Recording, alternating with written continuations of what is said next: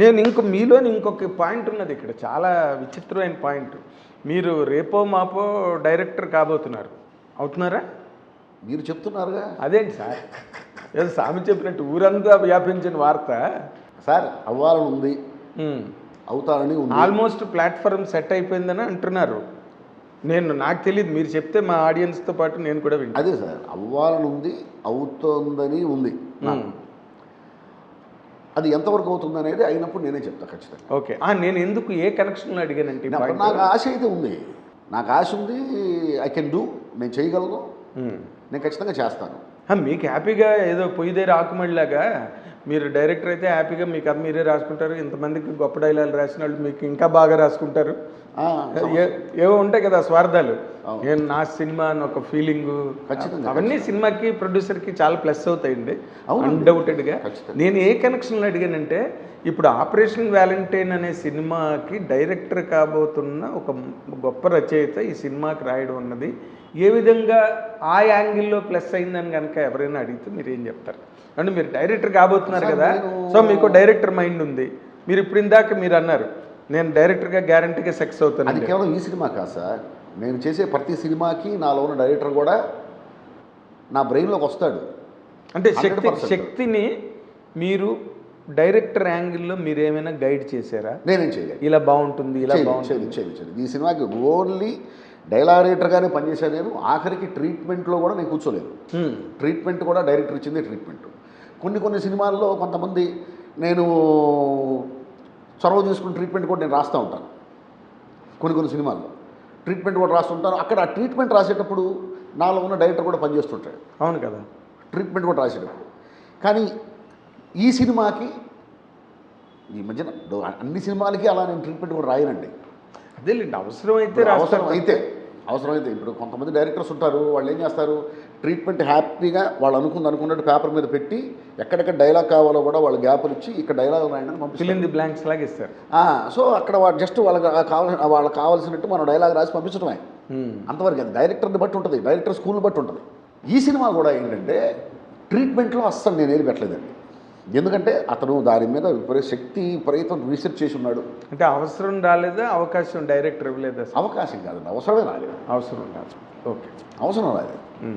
అతను ఆ ప్రపంచం, పైగా ఆయనకి ఫస్ట్ పిక్చర్ కదా ఇది. ఫస్ట్ పిక్చర్ అయినా ఫస్ట్ పిక్చర్ లాగా కనిపించదు సార్ మీరు చూస్తే. ఓకే, అసలు ఇంత పెద్ద కథని అతను ఫస్ట్ సినిమా డైరెక్ట్ చేశాడంటేనే అతనిలో ఎంత టాలెంట్ ఉండాలి. ఫస్ట్ సినిమానే ఒక వార్ మూవీ చేశాడంటే సామాన్య విషయం కాదు కదండి. అవును, ఆ విషయంలో మనం ఎంత పొగిడా తక్కువే శక్తిని. అవునా, చాలా కష్టపడ్డాడు, చాలా మదనపడ్డాడు, చాలా సంఘర్షణ పడ్డాడు.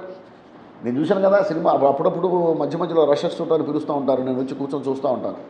ఆ చూస్తున్నప్పుడు ఆ మనిషిని చూస్తుంటే అతను పడుతున్న టెన్షను, ఎట్లా ఫీల్ అవుతారో ఏంటో అది అని చెప్పి అటు ఇటు తిరుగుతా వచ్చి కూర్చొని సార్ ఇది ఎందుకు చేశానండి, ఇది ఎందుకు చేశానంటే అతను చెప్పే విధానం నిజంగా చాలా విద్వత్తున్న మనిషి. అవునా, అద్భుతమైనటువంటి ఫ్యూచర్ ఉంది. ఓకే, అంటే ప్రొడ్యూసర్లను కూడా మెచ్చుకోవాలండి. ఎందుకంటే ఇలాంటి కథని నమ్మి, అంతే కదా సార్, కొత్త డైరెక్టరు ఎలా చేస్తాడని బాగా అతనికి సపోర్ట్ మెకానిజం బాగా పెట్టారంట కదా సార్, డైరెక్షన్ డిపార్ట్మెంట్ కానీ ఇంకోటి కానీ బాగా అండి వాడి అసలు. అంటే ఇది వరుణ్ తేజ్ తాలూకు ఇన్సిస్టెన్సా?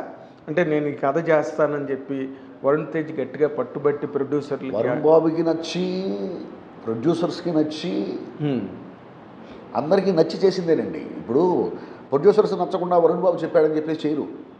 అంతే, అవును, అది కరెక్ట్ అండి. చేయరు. బాబు ఇంకొక స్క్రిప్ట్ చేద్దాం బాబు అని వాళ్ళే అడగారు. ఈ స్క్రిప్ట్ మీద నమ్మకం లేదులే బాబు ఇంకోటి చేద్దాం, అంతేగాని కోట్లు ఎందుకు పోగొట్టుకుంటారు కదా మరి, అంతే కదా. సో వరుణ్ బాబుకి నచ్చింది, ప్రొడ్యూసర్స్కి నచ్చింది, రేపు ఆడియన్స్కి కూడా నచ్చుతుంది. ఓకే, అంటే మీరు ఇందాక మీరు అన్నట్టుగా మీరు రాయని జానర్ లేదు, 10 ఏళ్లలో అన్నీ మీరు కంప్లీట్ చేసి ఒక సర్కిల్ చుట్టేశారు. అంటే బాబా దయ వల్ల ఒక ఎక్కువ జోనర్స్ రాసే అవకాశం వచ్చింది అని చెప్పడమే నా ఉద్దేశం తప్ప నేను రాయని జోనర్ లేదు. మీరు అలాగా మీరు పొగరుగా గర్వంగా మాట్లాడలేదు, నాకు తెలిసే విషయం. నేను అంటున్నది ఏంటంటే మీరు ఇంత కంప్లీట్ చేశారు కదా ఒక 10 years టైంలో, అసలు మీ కెరీర్ మీద మిమ్మల్ని కామెంట్ చేసుకోమని అడిగితే మీరు ఏ రకంగా కామెంట్ చేస్తారు సార్? నా కెరీర్ మీద కామెంట్ చేసుకోవడం అంటే ఏముందండి, కష్టం కాలం రెండు. కష్టపడ్డారు, కాలం కలిసి వచ్చింది. అంతే. మధ్యలో మీ ప్రతిభ పాడలేంత. కష్టపడటమే ప్రతిభ. కష్టపడడం ప్రతిభ ఎందుకు అవుతుంది సార్? కష్టపడ్డ వాళ్ళు చాలామంది ఉంటారు. కాదు కదా సార్, సరైన వేలో కష్టపడటం. కష్టపడటం అంటే పెన్ను పెట్టుకుని పేపర్ మీద ఏది పడితే అది రాసి నేను కష్టపడ్డానంటే కాదుగా. అవును, ఏం కష్టపడ్డావు, ఎలా కష్టపడ్డావు, దానిలో కూడా ప్రతిభ ఉంది. అదే కష్టపడ్డావు, ఎలా ఖచ్చితంగా. కష్టపడ్డావు అన్న దాన్ని. ఆ కష్టము కాలం అని ఎందుకన్నానంటే నువ్వు సరిగ్గా కష్టపడితే కాలం కలిసి వస్తుంది. కష్టపడటం అంటే దాని అర్థం సైకిల్ ఇచ్చి తొక్కమంటే సైకిల్ ఎక్కకుండా గాలిలో ఇట్ట కాలు కదిలిస్తా నేను కష్టపడుతున్నానంటే కుదరదు కదా. నటిస్తే కుదరదు. అది కూడా కష్టమే.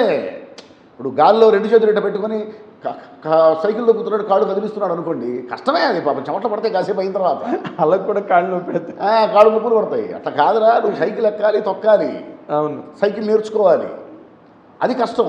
ఎగ్జాక్ట్లీ. సో మన కష్టం ఎలా పడుతున్నాము, ఏ విధంగా పడుతున్నాము అనే దానిలో కూడా ఉంటుంది. అవును, అది కూడా ప్రతిభే. అదేలేండి.